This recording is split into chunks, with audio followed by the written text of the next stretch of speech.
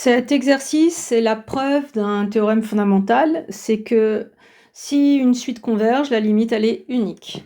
Quand on veut montrer une unicité en maths, très souvent la technique c'est de supposer qu'il y en a deux.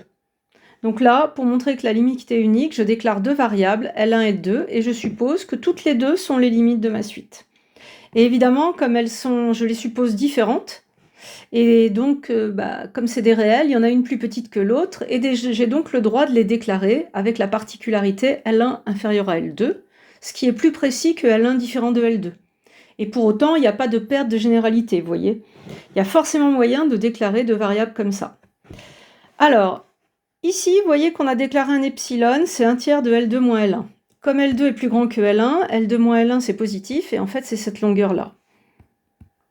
Ça, on a la longueur L2 moins L1, positive. Donc en divisant par 3, en fait, là vous avez L1 plus epsilon.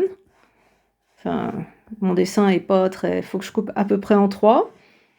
Voilà. Et là, vous avez L2 moins epsilon. Vous enlevez un tiers de la longueur à L2, et là vous ajoutez un tiers de la longueur. Donc vous voyez, géométriquement, ce qui est évident, c'est que si vous prenez l'intervalle L1 moins epsilon, L1 plus epsilon, ici, et si vous prenez l'intervalle, j'ai changé de couleur, L2 moins epsilon, L2 plus epsilon, et bien comme on a choisi la grande longueur divisée par 3, ça ne va pas se toucher ici.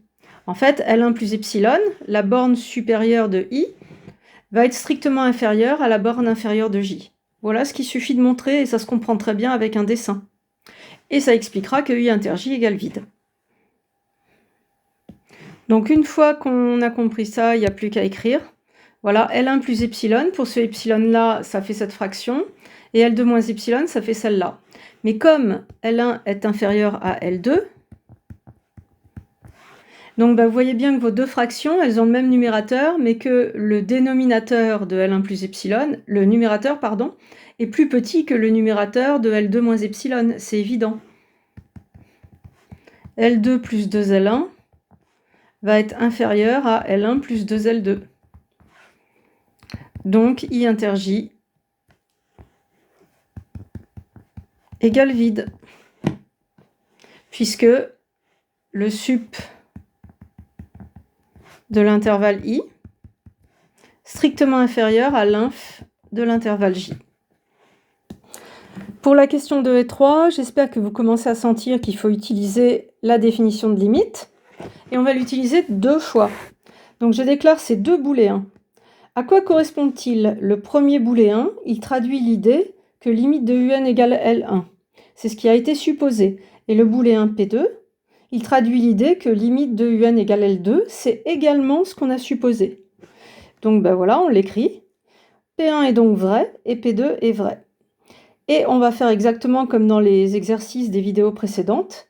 Pour notre choix de epsilon, comme P1 et P2 sont vrais, ça nous autorise à déclarer N1 et N2, qui explique que les UN sont enfermés autour de L1 et L2 à epsilon près, à partir d'un certain rang. Et donc, on tombe avec ça dans les intervalles I et J. L1 moins epsilon, L1 plus epsilon. Et L2 moins epsilon, L2 plus epsilon pour J, avec ce choix-là. Et donc, on a bien les rangs demandés pour les items 2 et 3. Et donc, comment conclure? Je vous rappelle qu'on est en train de faire une démonstration par l'absurde. Et bien maintenant, je vais déclarer un indice qui va être supérieur au plus grand de N1 et de N2. Donc cet indice, puisqu'il est plus grand que N1, eh bien, ça veut dire que U indice P est dans I, puisqu'il est plus grand que N1. Et UP appartient à J aussi, puisqu'il est plus grand, puisque P est plus grand que N2. Or, I inter J, c'est le vide d'après la question 1. Et donc, on a une contradiction. On ne peut pas être agglutiné autour de L1 et de L2 différents. Et ça prouve l'unicité de la limite. Il faut être capable de refaire ces démonstrations. et sans le epsilon donné. Il faut être capable d'être totalement autonome. À bientôt pour d'autres exercices.